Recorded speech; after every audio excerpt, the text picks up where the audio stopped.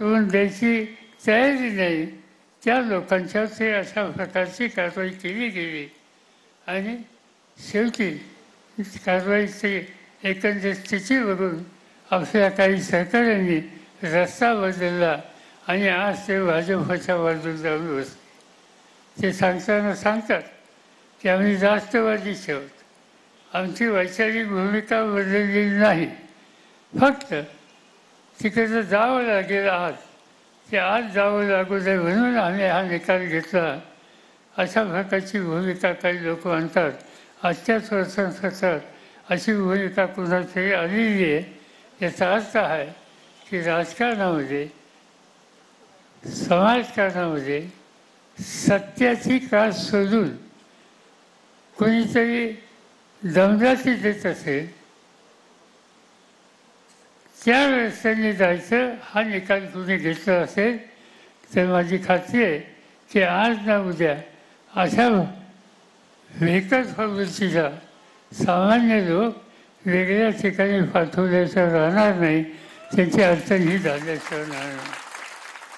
आज आपण अनेक प्रश्न मांडतो.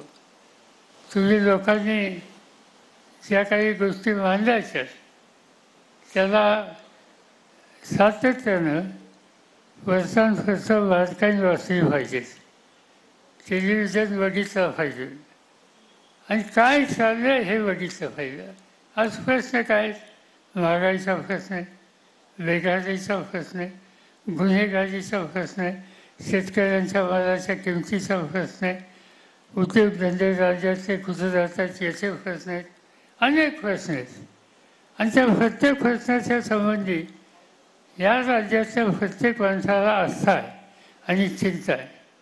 आता साधी गोष्ट आहे, गेल्या 6 महिन्यामध्ये महाराष्ट्राचे किती कारखाने इथून गुजरातला गेले किंवा अन्य राज्यात गेले. मी काही गुजरात किंवा अन्य राज्य भारताच्या बाहेर आहे असं म्हणत नाही, पण तुम्ही तिथं कारखाने करायचे असेल तर अवश्य करा. पण जो कारखाना इथे येणार होता, महाराष्ट्रात येणार होता आणि त्या कारखान्यामध्ये काही तरुणांना काम करण्याची संधी मिळणार होती, तो कारखाना इथून तुम्ही अन्य राज्यात जर हलवला तर त्या तरुणाची काम करण्याची संधी ही तुम्ही घातलेली कमी केलेली आहे. आणि त्यामुळं अशा प्रश्नाच्या संबंधी एक उदाहरण तुमच्या जिल्ह्यात घेतलं, राज्यात कुठं घडलं तर त्याच्यावर तुमच्या माध्यमातून प्रचंड मारा केला पाहिजे. तुम्ही जो मारा अक्रमपणाने कराल त्याचा परिणाम असे निर्णय महाराष्ट्राच्या हिताच्या विरुद्ध घेतले जातात की न घेण्याची प्रवृत्ती वाढेल. शेतीमालाचे प्रश्न आहेत.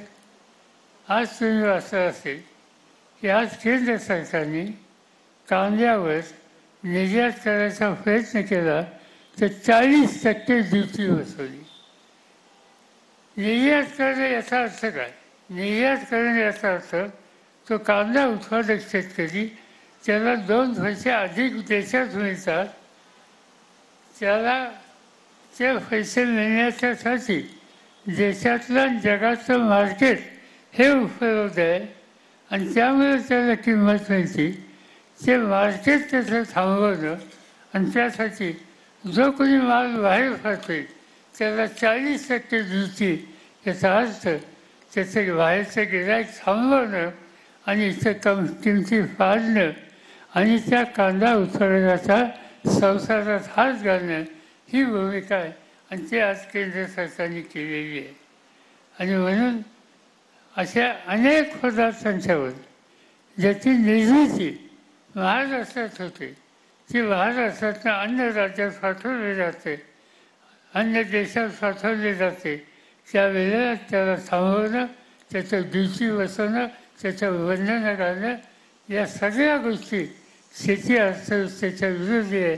याचं एक उदाहरण दिसलं तर ताबडतोब तुम्ही ट्रोलिंग करा किंवा आणखीन काही करा, पण त्याच्यावर हल्ला केला पाहिजे. आणि ते हल्ला एकदा झाल्याच्या नंतर निर्णय घेणाऱ्याला सुद्धा 10 वेळेला पुन्हा विचार करावा लागेल अशा प्रकारची गोष्ट कशी करायची.